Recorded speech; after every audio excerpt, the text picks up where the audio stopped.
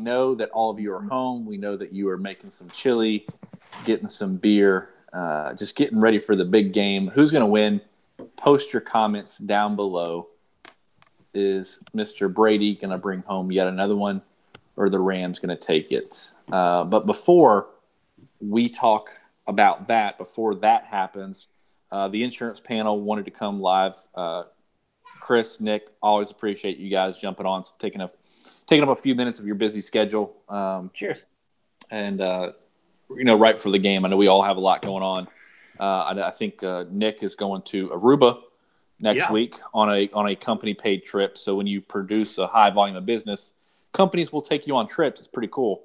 And then there's obviously Chris, who wrote $30,000 or 32. Yeah, you can correct me. $32,000 in January, all final expense business. By the way, there's some that don't think it's all final expense, but it's all final expense.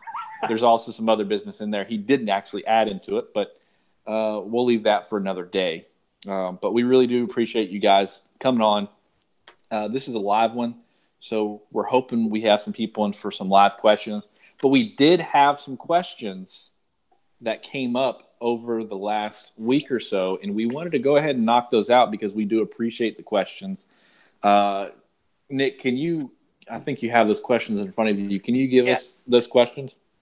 Yeah, so it says, the question came in from Christopher Smith. He asked two different questions. The first question is, he says, hey, insurance panel, enjoying the YouTube videos. I have a few questions. First, what are your thoughts on the legacy safeguard? Is it over the head of most of our final expense clientele? And we'll get to the second question later, but that seemed like a good place to start. Okay, so remind me, is legacy safeguard the same as what I know to be FCGS or something similar?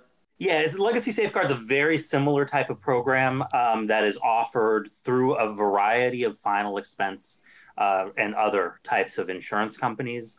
Equitable used to offer it. That's who I knew I had it through, even though they've discontinued their final expense product as of a couple of days ago. And Mutual Omaha offers it. Transamerica offers it. They've got branded stuff that goes with it. So there's those types of things that you can get going on as well. And it's designed to be kind of a door opener. It's non-commissionable, but it doesn't cost the client anything either. And it helps people plan and package their funerals and shop for funeral homes and that kind of stuff. See, where I was before, we had something very similar, and they said it was like the only company that had that, and that no other company had anything like that. So it's kind of weird hearing that now, that it's something very, very. We'll repackage it, but it's basically the same thing. Where we're going to help you plan and fund your funeral through this final expense insurance, and whenever you pass away, we will negotiate with the funeral home and drive down the cost of said funeral. Is that correct? Does that sound about right? You know, it's interesting. The settlers tried to get into that before they died, and Jesus. we should do a video on how you say what you say, because it actually matters. But they also wanted to get into it because there is a value proposition to it. The clients see a value in it. And oftentimes when I'm dealing with a captive replacement scenario, folks will say, well, what about this shopping around for my funeral thingamajigger? And how I like to address it with them is I say it is exactly what the agent said it was.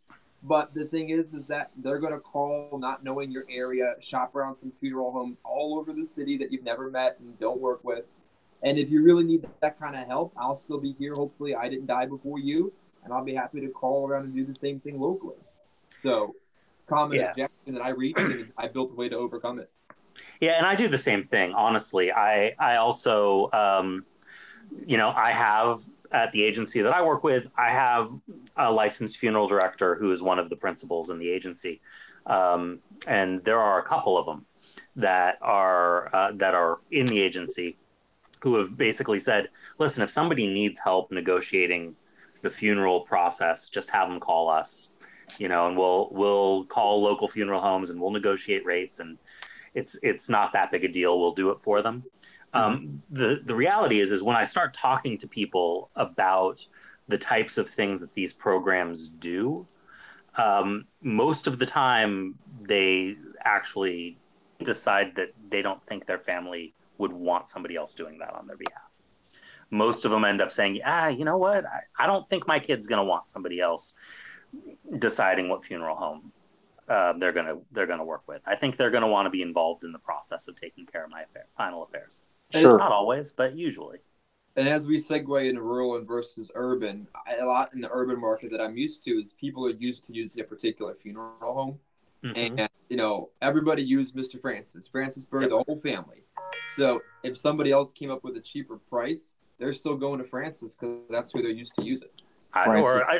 Or they went to school with the guy that's the funeral director. They've known that funeral director since they were kids. They grew up together. We're friends.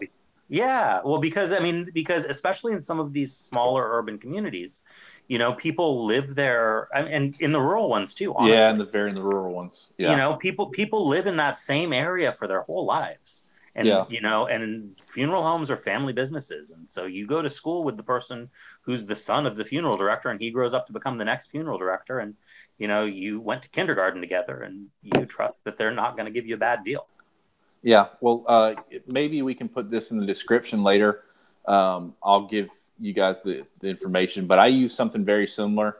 I know that bestpricecaskets.com, you can go to that website and order the same casket that the funeral home is selling and have it shipped to the funeral home. And by the rule of the funeral rule or whatever it's called, the funeral home has to accept that casket. It's usually $3,000 or $4,000 less than what the funeral home is charging. And so when you give that to the client, you say, here's some tools and resources you can use for free. You don't actually have to overpay to have that service. They really appreciate that. So kind of like you guys, I'm like, look, if you really need help, I'm happy to help. Case in point, one of my clients, her husband did pass away.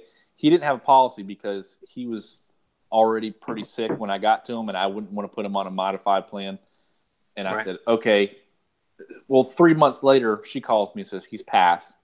And I drove over there and hung out with her for about 30 minutes and showed her these couple websites. And we got the funeral done from $12,000 down to about $8,000. And he had a policy for 10. So she was going to have to come out of pocket for $2,000.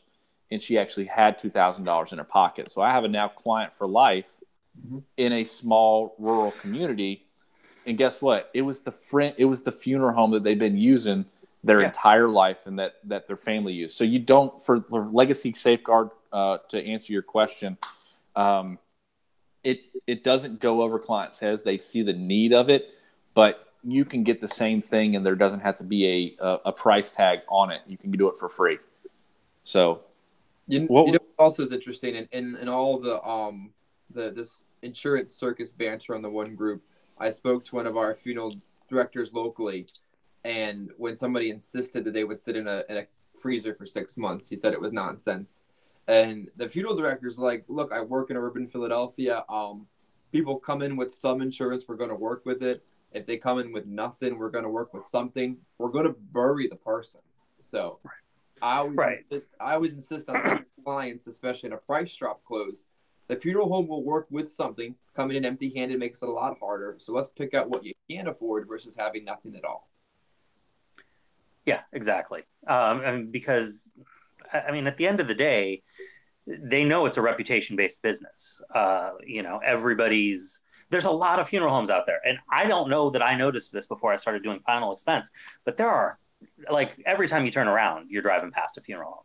There is intense competition for who's going to get your business, and they're going to work with you.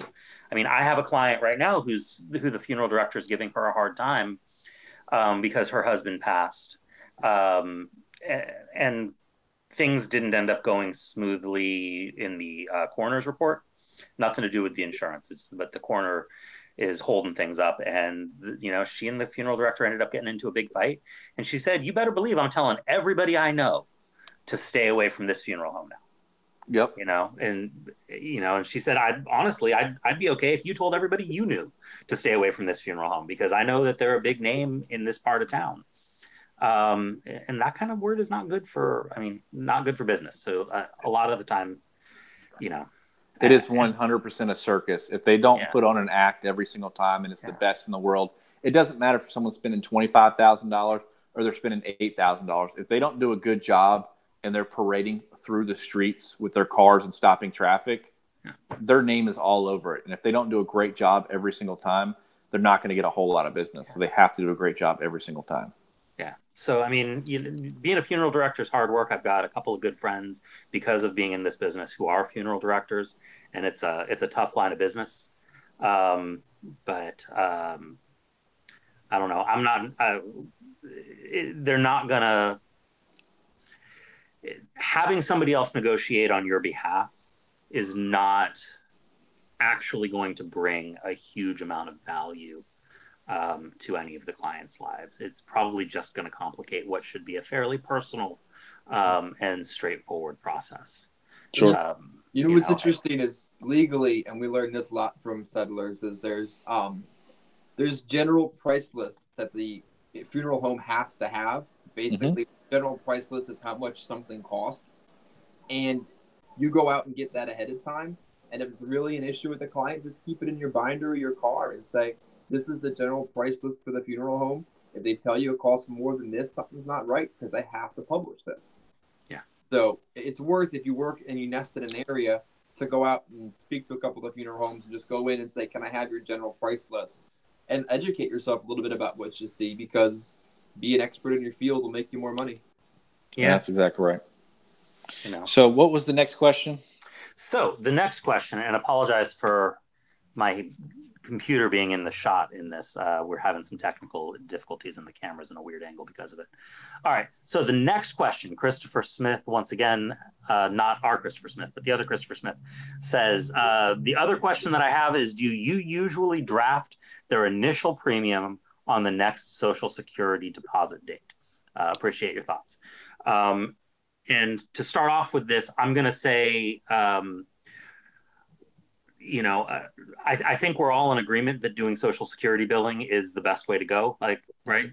Sure. So let's if your guys are okay, could we take it in a slightly different direction and say, do you guys prefer taking a check the first time, or do you prefer to have that first deposit drafted?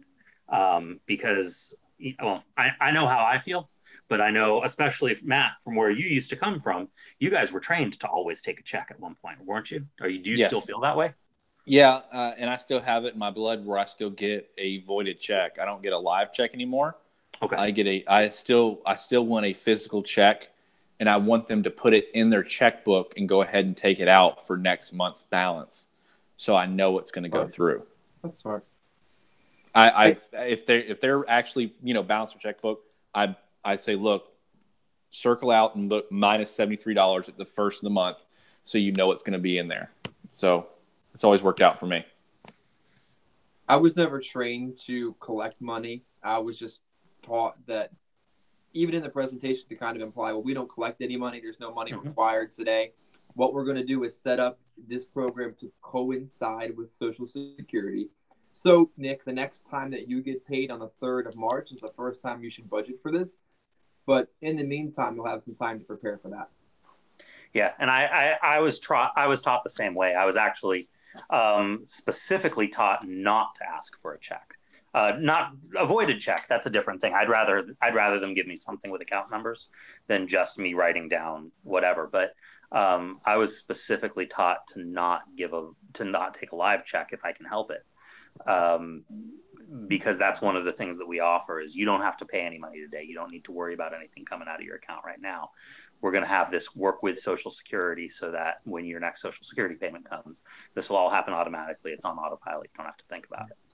But do you know why I was trained that way? Is because we were paid on draft and not upon approval.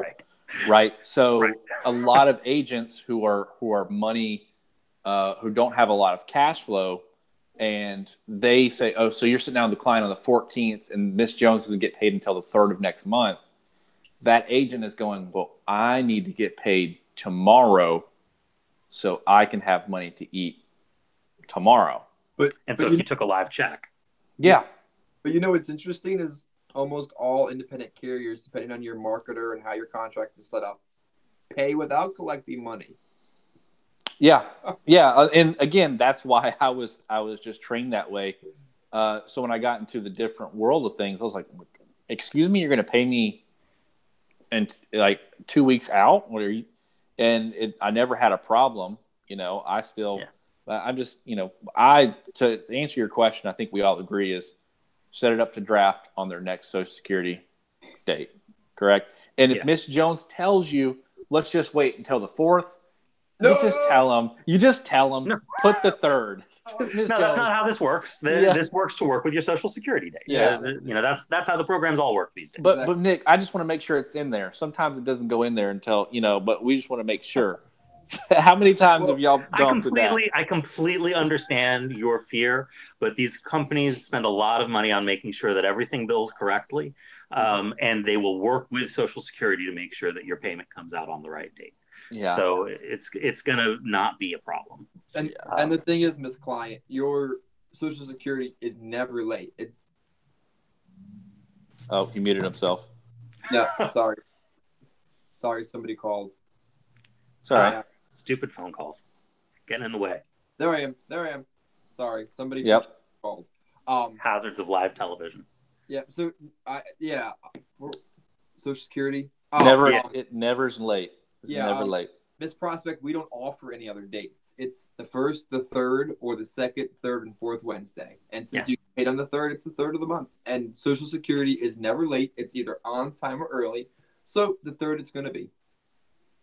Yeah, and it's not a story. It's not something you discuss. Yeah. Yep. I just seen too many agents sitting with the client when I'm training, and the client goes, well, just make sure it's on the 4th. And I'm like, nope, I'll stop it immediately. Like axe to the head. Like we got to cut that off now before you get a charge back. It's not one of the options. Yep. It's just not a choice. So let's move on to the actual video. This is a great one because we have two guys that work in urban environments, but we also have somebody that works closer to the rural area. And I work in a rural, I can't say that word, hard to say that. Rural. I work in a rural environment where, you got to drive 10, 15, 20, sometimes 30 miles in between appointments. What's your guys' thoughts?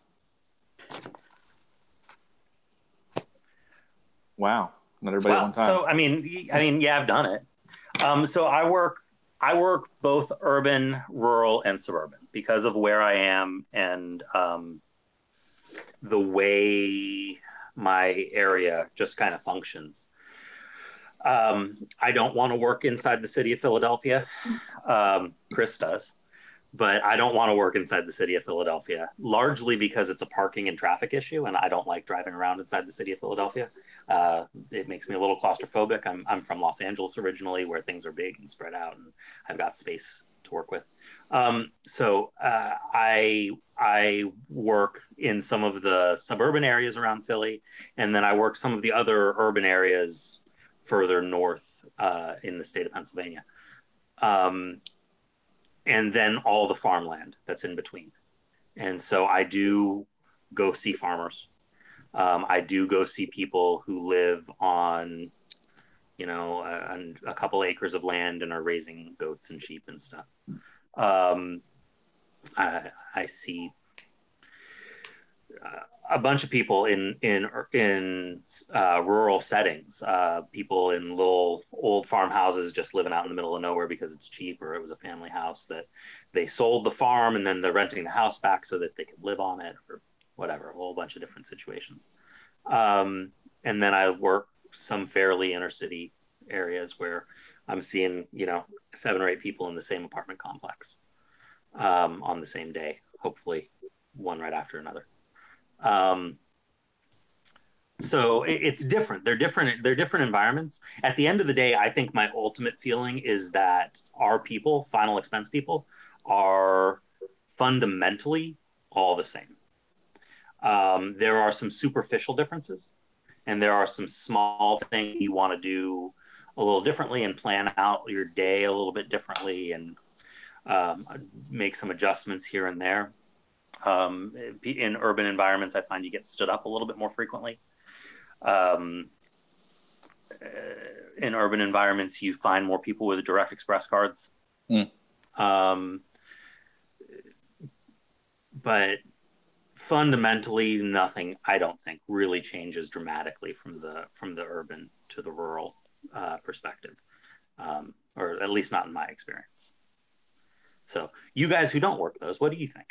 I think that in my experience, you as an agent need to find what you're most comfortable with and what produces stability for your business, because it's very easy to want to continue to change up what you do, and especially if you hit a bad week, to instantly want to change everything about it.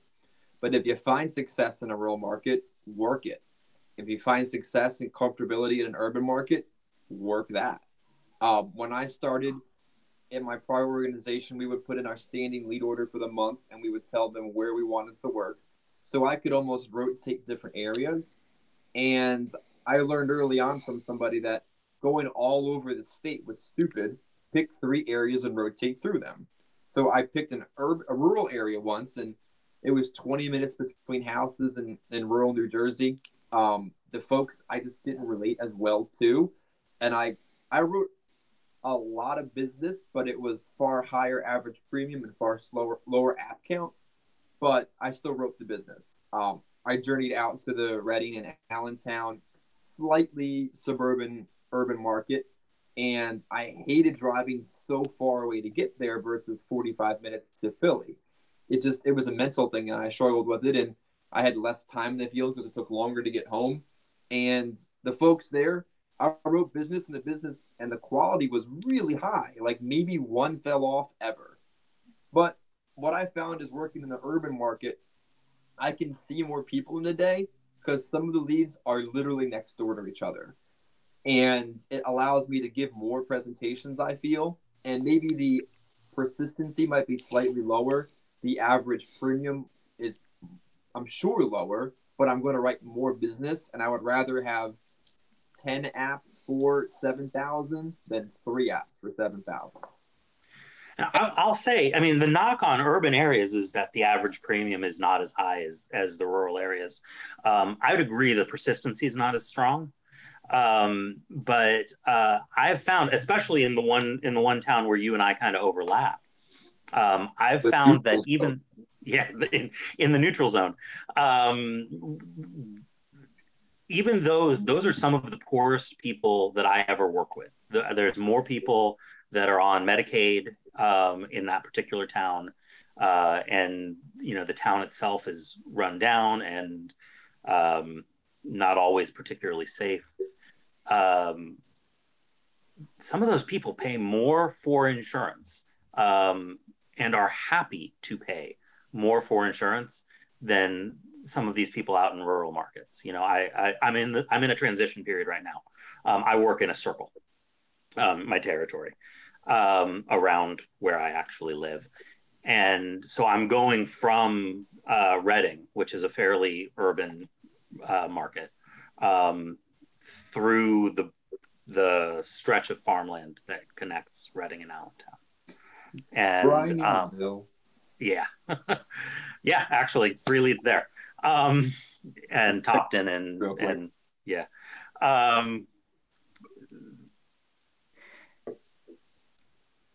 I get in those rural markets, I get people who call me out who have never had life insurance and who are only looking for life insurance because now they're very sick and didn't see the value of life insurance before they got cancer, or didn't see the value of life insurance before they had a heart attack. And that's something, and I can see by the look on your face, Chris, that's something that doesn't happen almost ever to me in urban markets, because they're coming from a culture of you just have life insurance. Life insurance is one of the things you do as you're becoming an adult. Mama always said you have to have the life insurance. Right. And they had the debit agents, right? Mm-hmm. And so, they had the debit agents coming around and sometimes still do.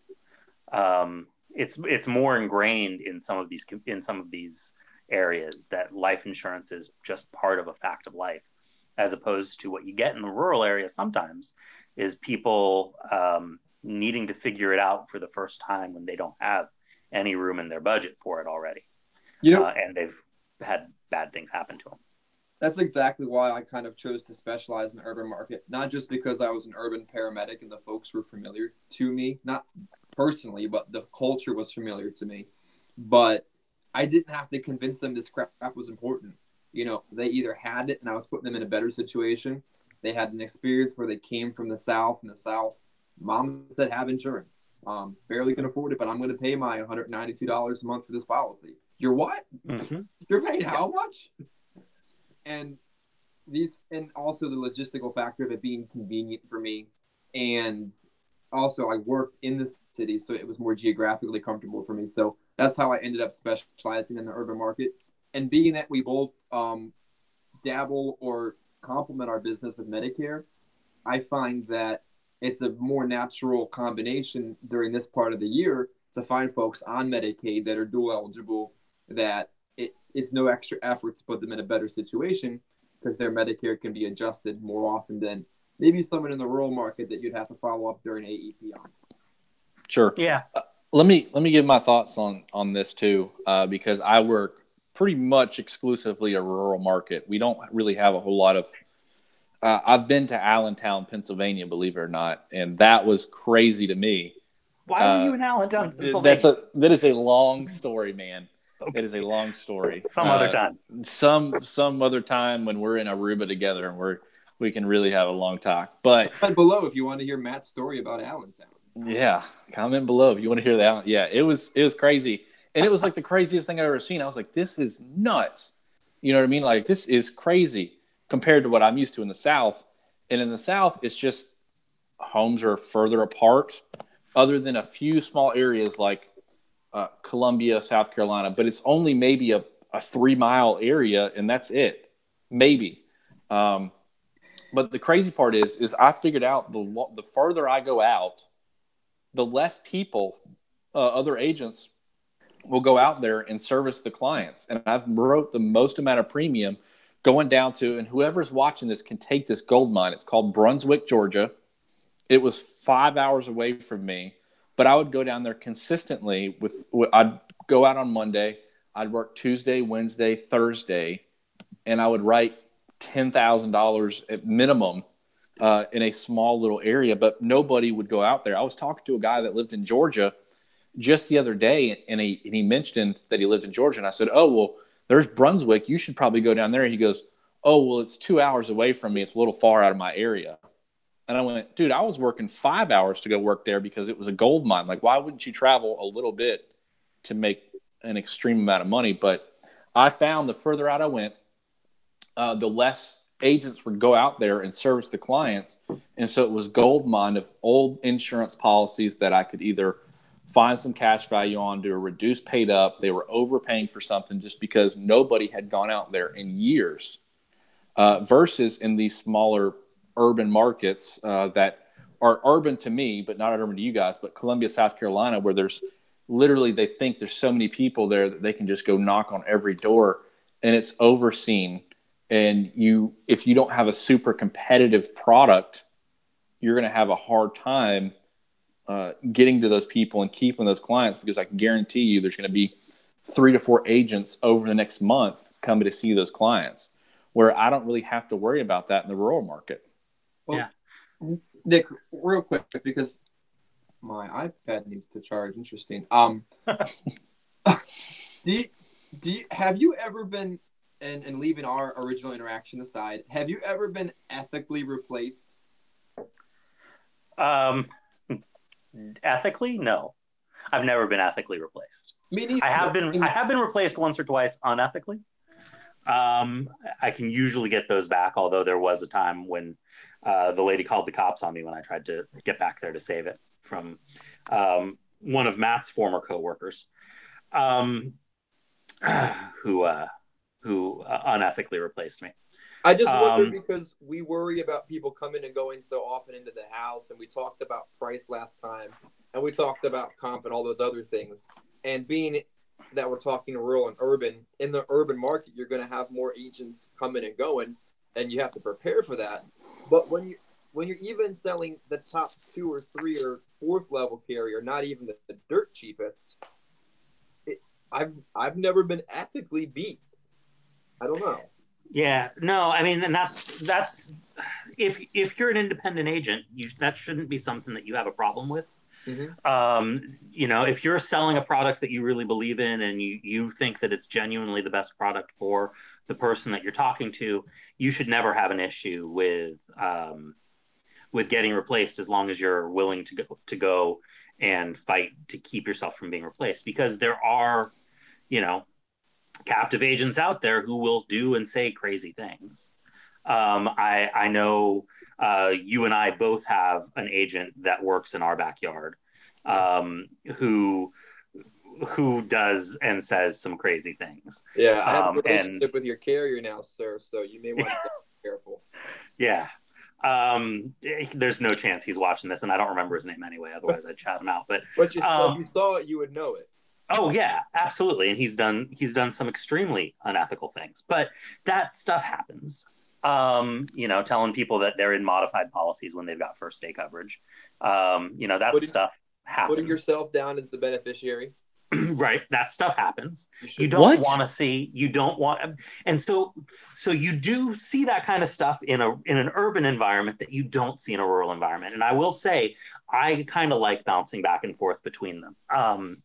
Because they both have their own ups and downs, you know, and the idiosyncratic ups and downs will start to wear on you. I find that in urban environments, they require a lot more service work, because they're used to having a debit agent come around. And they need a little bit more handholding in the urban environment. In a rural environment, honestly, you know, unless I call them, I'm probably never seeing that person again. Even if I tell them to, they're probably calling the insurance company instead of me.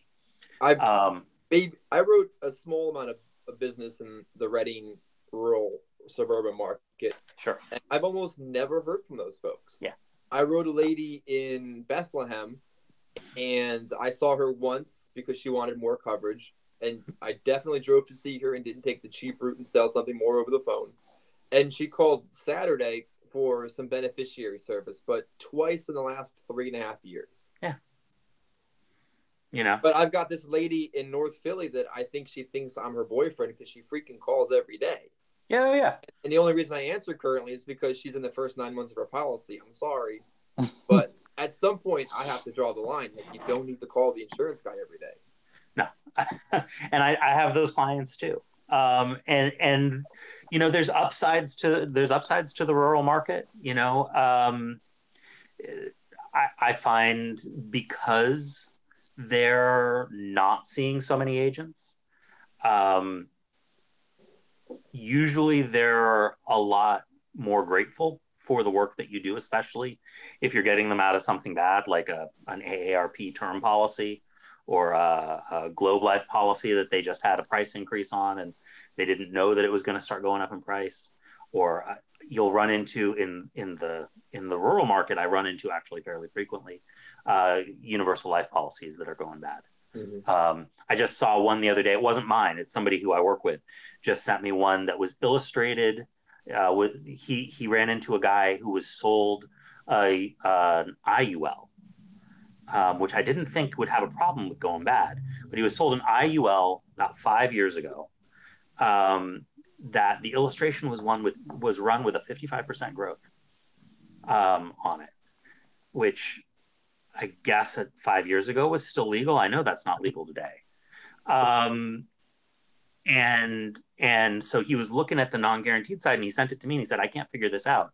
The guy's telling me that he's losing cash value and that he only has a couple years left, but I'm looking at this illustration that they just sent me and it's supposed to last until he's 95. And I said, well, yeah, because on the guaranteed side, he's only guaranteed to be getting 3% and his cost of insurance is higher than his payments are. Yeah. Because they illustrated a 55%. And you run into that kind of stuff in rural markets, though. I'm never going to see somebody with an IUL in an urban market. I mean, maybe you will occasionally, but not regularly. I wrote more single premium business in the mid market, like the northeast section of Philadelphia, or our Cumberland County, more rural New Jersey. And you have to almost mentally prepare for a little bit more differences in what you see, and not just assume that all areas are the same. Yeah. But that being said, the number one, going back to why agents fail, right?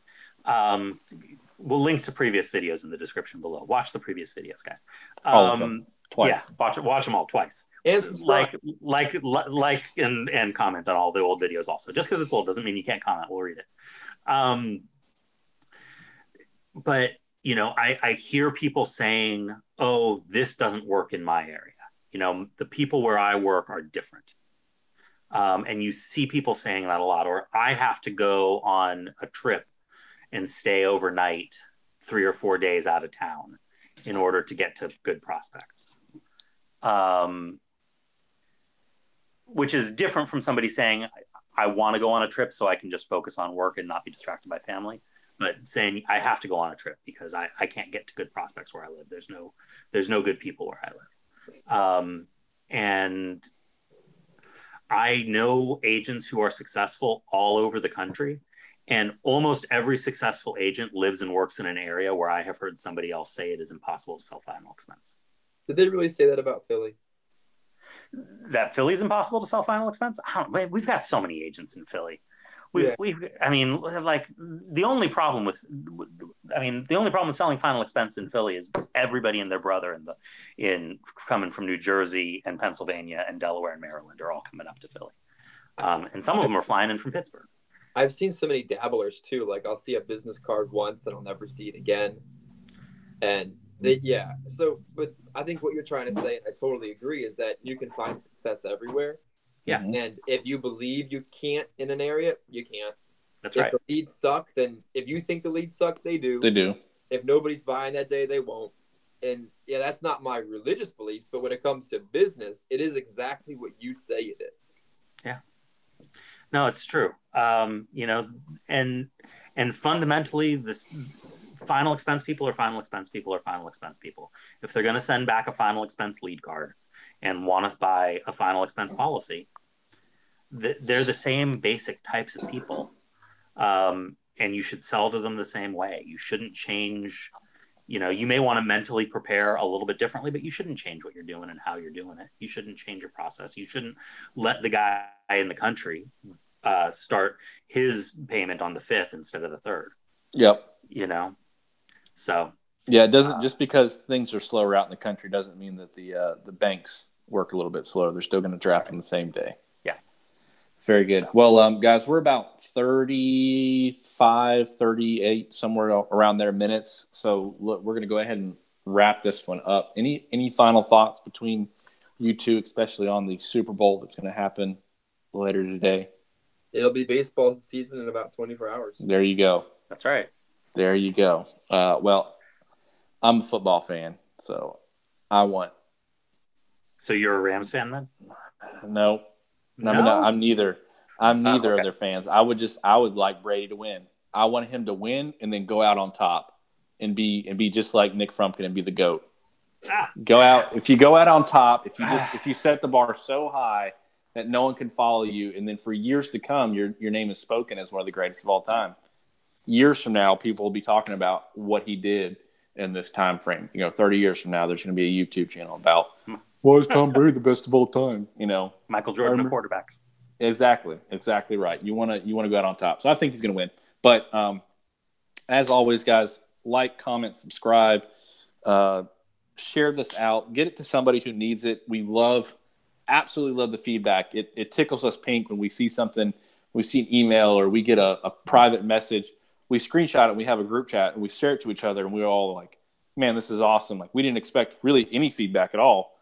We expected some questions, but just the feedback of people saying, "Hey, I love what you guys are doing." I think one said, I don't always agree with you guys, but I like that there's different ideas on how it works. And the thing is there's nothing really wrong with disagreeing with somebody about how the business works, because you can still go write business any time of day. I could go out there today in a Captain America t-shirt and I can go write a policy and make $600 before the Super Bowl, because I've got leads, I've got the contract, and I can go and get a premium. And today's the 3rd. Guess what? They got their money on Friday. We can go ahead and get that draft, or do I need to set it up for next month? Find out next time on the insurance panel. Oh, you just did a flashback to dress down. Yeah, we need to the original concept. So busy deciding whether or not you could, you didn't decide to whatever. You never thought about whether or not you should. Yeah. But you could. I'm sure you could sell many policies, Matt, in a Captain America t-shirt. Dude, did y'all see the thing? Did you see the thing where I had it's a Russian hat, like what are they called, like the Yushchenko? Yes. You know what I'm talking about? It was a Russian star on it, and it was so cold outside, and it's not like -40 or anything, but it was cold in South Carolina. And I walked into my client's house, and I walked out with a check for like $1,200 in AP, and I was How cold is cold? Yeah, see, let's not get into that. It wasn't your guys' cold. It was cold for me. It was like in the 20s. It was like -60, and several agents were out of the field in our organization last week because you would die if you went to sell. Yeah.